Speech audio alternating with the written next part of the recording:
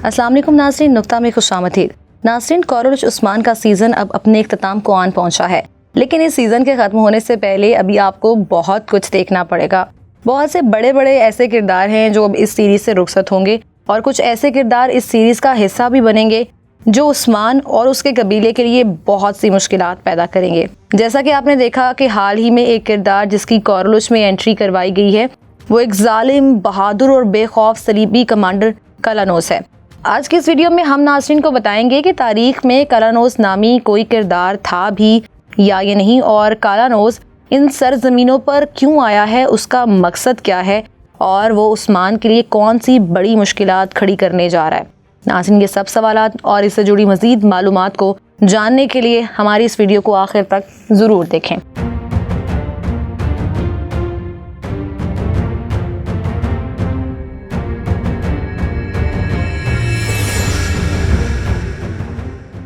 नाज़रीन, कलानोस एक सलीबी कमांडर है जो कि एनागोल के गवर्नर निकोला के कहने पर इन सरजमीनों पर आया है।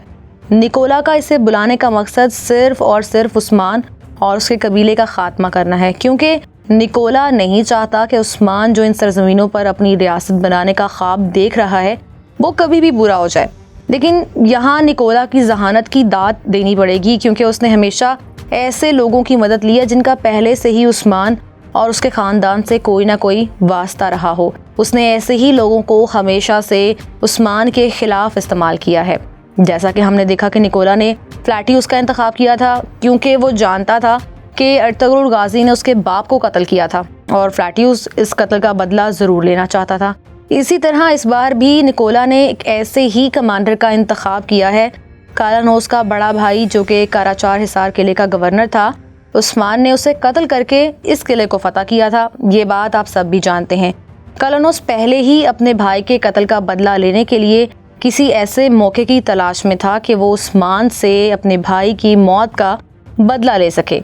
अब हुआ क्या है कि अब जबकि निकोला ने कलानोस को एनागोल बुला लिया है तो ज़रूर वो उस्मान को नुकसान पहुंचाने के लिए हर मुमकिन कोशिश करेगा। नाज़रीन, ये तो था वो सब जो आपने ड्रामे में देखा और समझा, लेकिन अगर तारीख़ी हवालों से, जैसा कि हम अक्सर अपनी वीडियोस में जिक्र करते आए हैं, तारीख़ी किरदारों के हवाले से कि हम बताते हैं कि ये किरदार जो सीज़न में दिखाया जा रहा है तारीख़ में ये क्या था और इसको ड्रामे में किस तरह से पेश किया गया। नाज़रीन, तारीख़ के हवाले से कलानोस क्या था और इसका इन सरजमीनों पर आने का मकसद क्या था वो भी हम आपको बता देते हैं।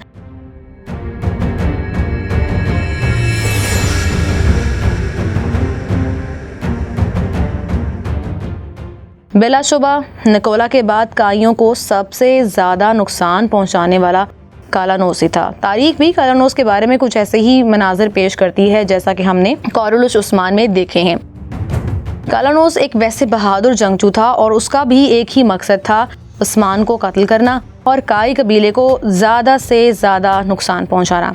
उसे सोगौत या इसके कबीले से कुछ नहीं लेना देना, वो सिर्फ अपने भाई जो कि काराचार हिसार का गवर्नर था उसकी मौत का बदला लेना चाहता है। और यही वो वजह है कि वो उस्मान का जानी दुश्मन है और इसी ही वजह से वो आया निकोला के साथ मिल चुका है और उसके साथ ही इन सरजमीनों पर आया है।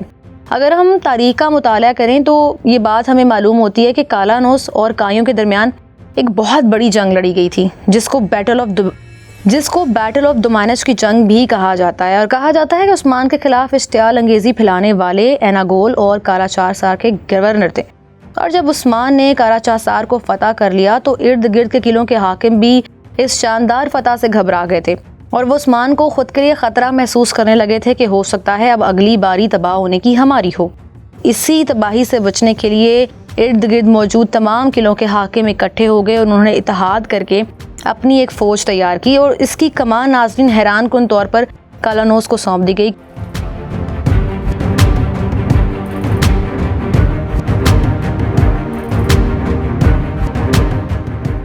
और नाज़रीन, इन किलों के तमाम गवर्नर ये बात जानते थे कि कलानोस ही है जिसको इस फौजी इत्तेहाद की कमान सौंपी जा सकती है। दूसरी जानिब उस्मान गाजी की फ़ौज की तादाद बहुत कम थी और इसीलिए उस्मान ने घात लगाकर हमला किया था।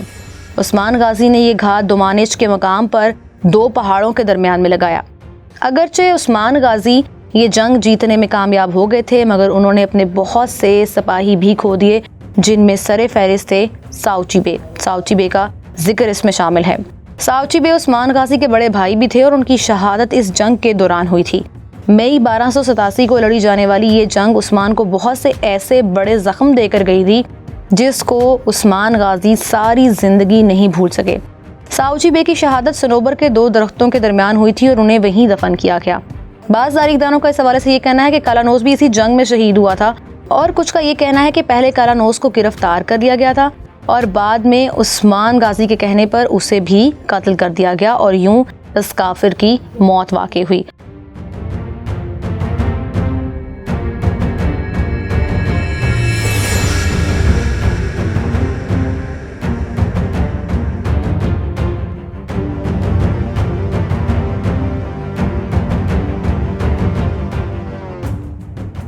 बैटल ऑफ दुमानेच एक तारीखी जंग थी और इसे सल्तनत उस्मानिया के क़याम के दौरान एक अहम जंग तस्वुर किया जाता है, क्योंकि इस जंग के बाद रियासत के क़याम के लिए उस्मान गाजी ने कोशिशें मज़ीद तेज़ कर दी थी और अपने भाई साउची बे को खोने के बाद उस्मान गाजी ने एनागोल पर हमला शुरू कर दिया था।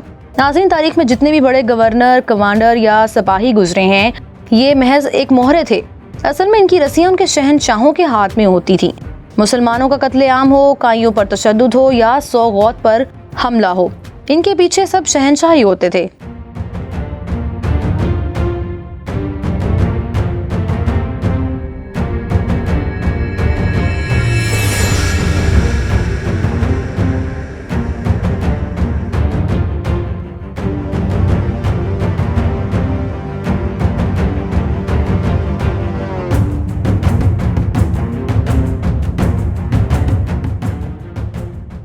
आप ड्रामा कोरलुश उस्मान में भी देख रहे होंगे कि पेत्रोस, निकोला, फ्लैटियस और कालानौस जितने भी खतरनाक कमांडर हैं, इनके पीछे भी शहंशाहों का ही हाथ है। उनके हर उठाए जाने वाले कदम का शहंशाह को मालूम होता है। और अगर अब ड्रामे की बात करें तो नाज़रीन, ड्रामा भी उन मराहिल में दाखिल हो चुका है जहां उस्मान का सामना बड़े मास्टरमाइंड से होगा और बिलाशुबा उस्मान उन्हें भी शिकस्त दे लेंगे। और ये वही दौर है जहाँ बाज़ंतीनी और काई आमने सामने होते हैं और जंगों का आगाज होता है। यहाँ काई हान से मुराद काई कबीले के लोग हैं। नाज़रीन, इस सब सूरत हाल पर देखते हुए ये अंदाज़ा किया जा सकता है कि ये दौर उस्मान के लिए बहुत मुश्किल दौर था। इसी तारीखी हवाले से हम सीज़न के बारे में भी कह सकते हैं कि अब सीज़न की आने वाली किसी भी किस्त में उस्मान को मज़ीद मुश्किलात का सामना करना पड़ सकता है। अगर हमारी आज की वीडियो आपको पसंद आई है तो इसे लाइक करें, कमेंट करें और शेयर भी करें।